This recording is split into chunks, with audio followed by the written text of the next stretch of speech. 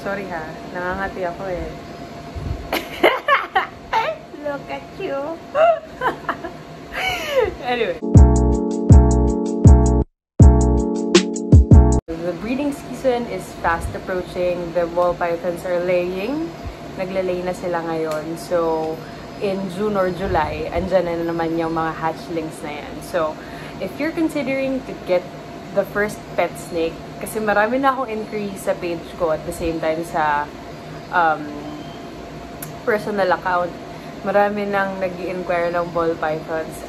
I would like you guys to, Lucy's here. Look at him. I want you guys to consider muna kung kaya nyo bang alagaan. Okay, so nandito tayo sa snake room ngayon. Just so I can show you kung paano ko sineset up yung hatchling tubs, juvenile tubs, and breeding tubs ng ball pythons. But first things first, we have to understand, sorry ha, wala akong tripod kung nadi-disturb kayo sa aking braso. But, yun nga, first things first, you have to understand the snake psychology before nyo sila ilagay sa ganito. So, bakit ba okay lang na nasa maliit lang na space yung ball pythons? Well, first thing is, una-muna ha, nocturnal animal sila. So, sa gabi sila active, hindi sila active sa umaga. So, that means, hindi natin sila dapat binabask or technically, walang masyadong nagagawa yung basking for them. Kasi kaya naman nilang hindi makakita ng sikat ng araw. Since nocturnal nga sila, active sila sa gabi. Pangalawa is, they usually, sa wild, they usually go under sa burrows. So, mas gusto nila yung tight spaces. Kasi, ball pythons are insecure animals, okay? So, takot yung mga yan. Hindi sila kagaya ng Burmese tsaka reticulated pythons na talagang aggressive. So, sila yung mga demure na snakes, which makes them the best pet snake for beginners kung gusto niyo ng constrictors.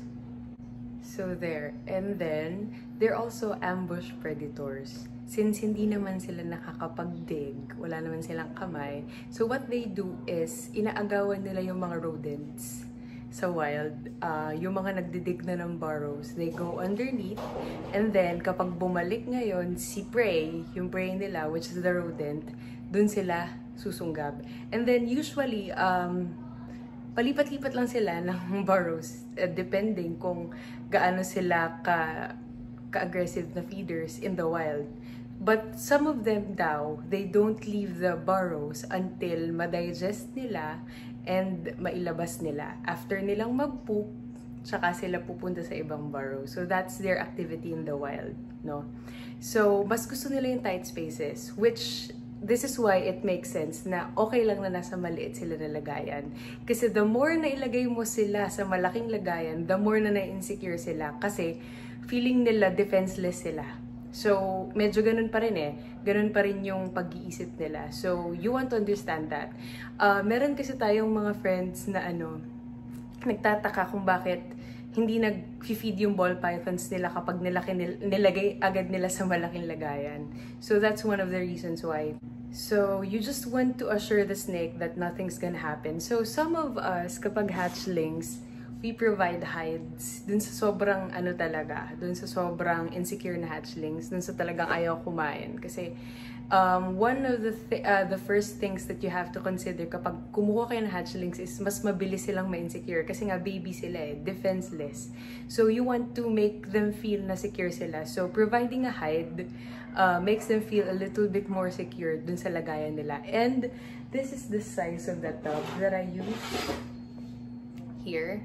So, maliit lang siya. And then, make sure na maraming holes. Kasi, you want the ventilation to be perfect. Kasi, yun nga, the cases of RI.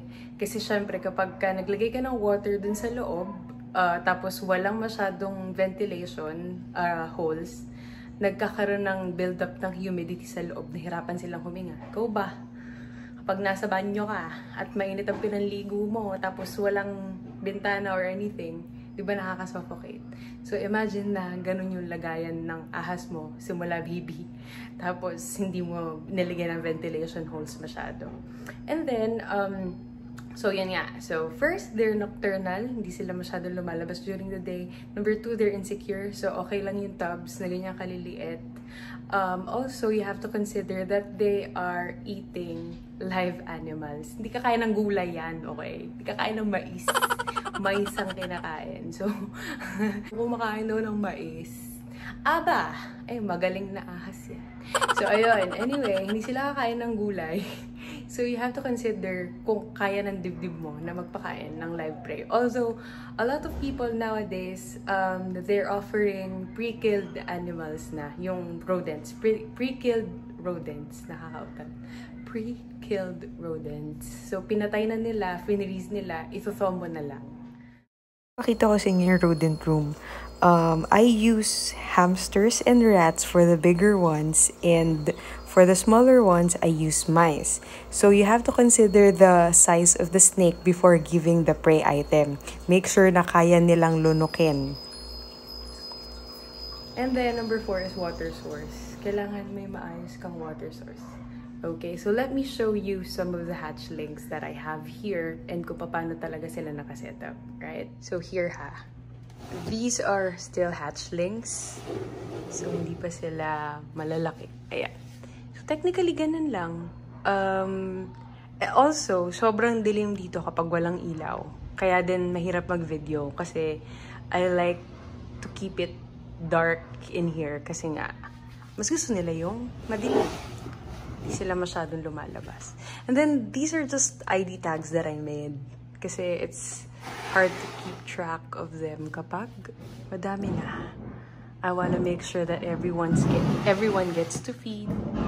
Everyone has their own records.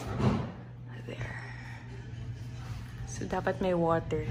And for the juveniles naman, once they hit around 500-600 grams, nililipat ko na sila dito.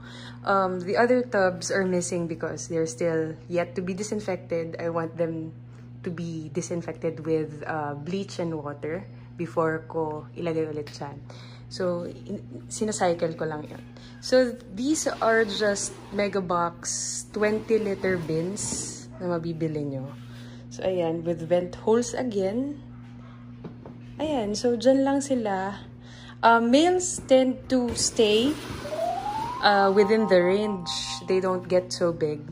So, siguro pinakamalaki ko na male is 1.1 kilos. But I sold him. Ito male to. He's a breeding male already. So, hindi sila masyadong lumalaki. So, okay na sila sa 20-liter tubs. I don't have to move them to a bigger tub. So, moving along, ito na yung breeding racks. Usually, ang nililipat lang natin sa breeding racks, yung 40 liters na Megabox under bed storage. That's the brand that I use. Megabox pa rin. Is yung mga breeding natin. Kasi they grow big. Females grow big. Bigger than males. Right? So, malalaki sila. So, you wanna make sure that hindi sila sobrang tight naman. Masama rin. So, there.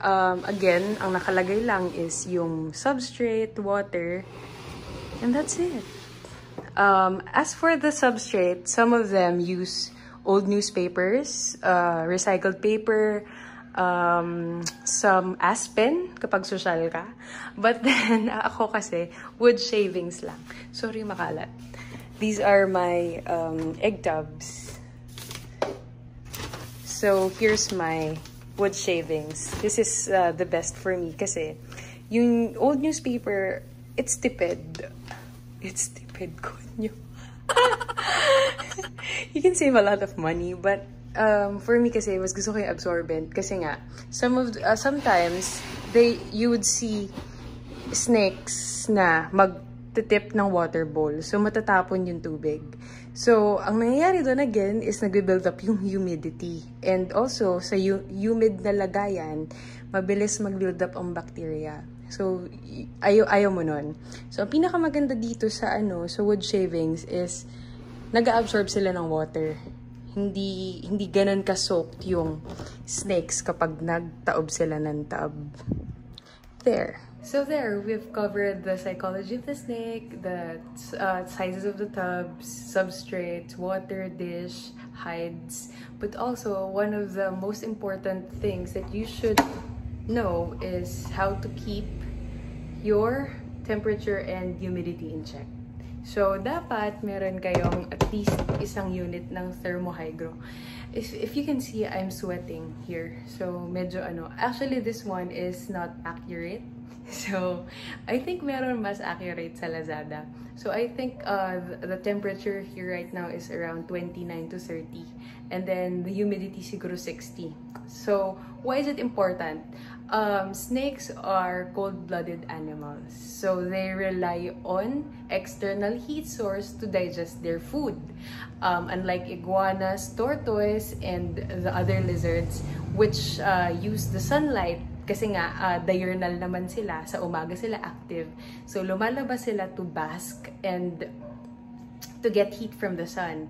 So, paano yung mga nocturnal friends natin na hindi lumalabas sa umaga? So, this is why it's really important for you to make sure na tama yung ambient temperatures mo. So, 30 would be nice kasi mainit na yan for them. And I don't have digestive issues naman with them.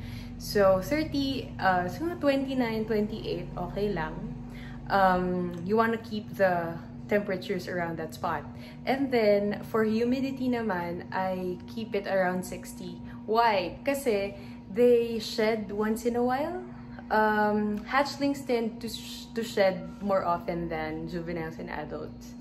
So, para ma-help mo sila na hindi mahirapan kasi kapag nagpupunit-punit yung scales nila kapag yung shed scales nila, nagpupunit-punit din. So, nahirapan silang nahirapan silang lumabas in one piece. So, you want a one-piece shed. Kasi, ibig sabihin, tama yung humidity mo. Which is, hindi naman mahirap i-achieve kasi Pilipinas naman to. It's really humid and hot. Which is why hindi kagaya ng setup ng US, yung setup natin dito. We just rely on our ambient temperatures and the humidity here in the Philippines. So, hindi naman siya ganun kahirap i-keep, right? So, that's it. Yun yung dapat mong aralin before ka mag-alaga ng ball.